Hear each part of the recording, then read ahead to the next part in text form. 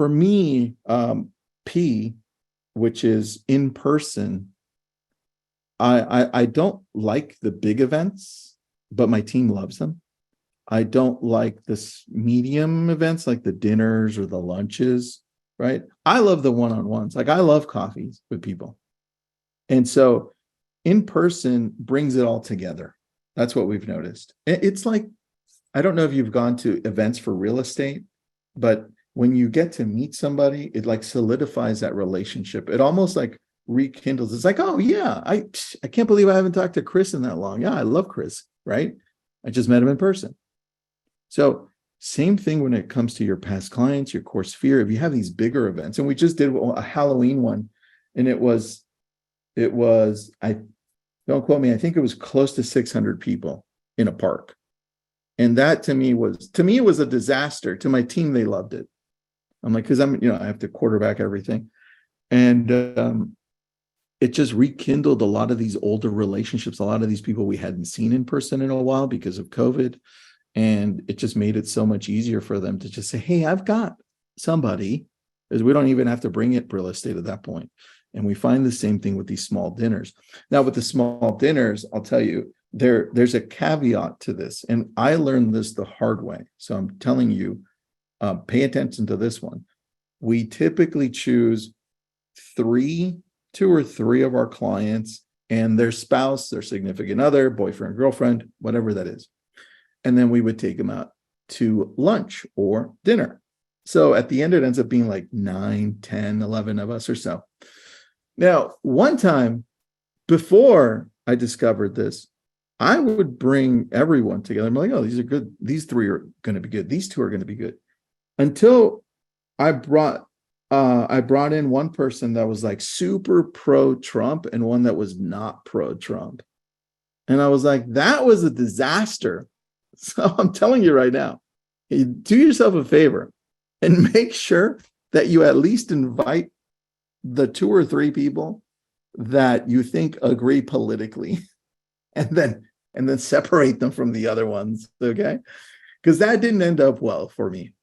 And then for the bottom one, which is the one-on-one coffee, that I think has been super powerful for us. For me specifically, I do about 4 of those a week, and I typically do them on the weekend because it's easier. I do it Saturday morning and Sunday morning, and I do it at 8:30 or 9 around there. I love those. And Adam, yes, use some emotional intelligence, damn it. I agree with you. It's so good. And I found that those one-on-ones are, first of all, people want to meet. They're all local, my past clients sphere. But it becomes about them. I want you here to, let's go with what Adam said. I want you to use some emotional intelligence, some EQ, and think, when I'm meeting with somebody, when I'm going to talk to them, number one is my job here is to listen. Chris Voss, look at Chris Voss, never split the difference. He says, listening is a superpower. In fact, listening takes more action than talking. So here, I want you to pay attention to them, because your job is to make people feel amazing at home, online, and in person. That's all they're going to remember. So the thing that I find with a lot of real estate agents, not all of us, but some of us, the moment they ask, how are you doing? How's real estate? You're like, oh, this is my moment to shine. And then you diarrhea everything about real estate and how everything's terrible or good. And then it goes off a tangent. I don't want you to do that. I want you to pause, tell them how it is. And then your job is to kind of shift it right back to them and say, blah, blah, blah, blah, blah. And then be like, but Jeremiah, how are your kids, man?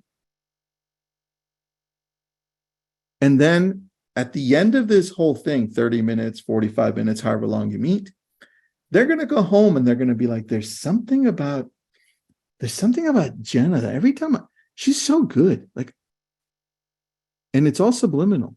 And it's because you just listened. And it's the same thing you're doing in social media, like, comment, message. And it's the same thing you're doing with your brand at home. Like if I'm writing these handwritten notes, right? You're doing the exact same thing. This whole business is all about building relationships. This is why you don't have to worry about Zillow or Redfin taking over. Because it's about you. It's about me. It's about us in a niche market. They can't take that away. People need people. I mean, if we learned anything through COVID, it's that people want to connect with other people, right? And this is key, right? So, Kimbra, my senior clients want to sit around the kitchen table. I'll bring the coffee. That would be awesome. Yeah, that's all they want. They just want a connection and they want to feel like they're important. That's it. And so one of the things that we do with this is this gives me a reason to reach out to my past clients or my core sphere. Hey, want to have coffee? And they're like, yeah. And then it's the same place for me because they always tell me it's Ragamuffin, right? And I'm like, yeah, it's Ragamuffin. So it's like down the street for me. I'm not going to make it harder for me to go out to the middle of nowhere. Unless, Kimbra, they're inviting me to their house and we're going to have homemade coffee. I'll take that.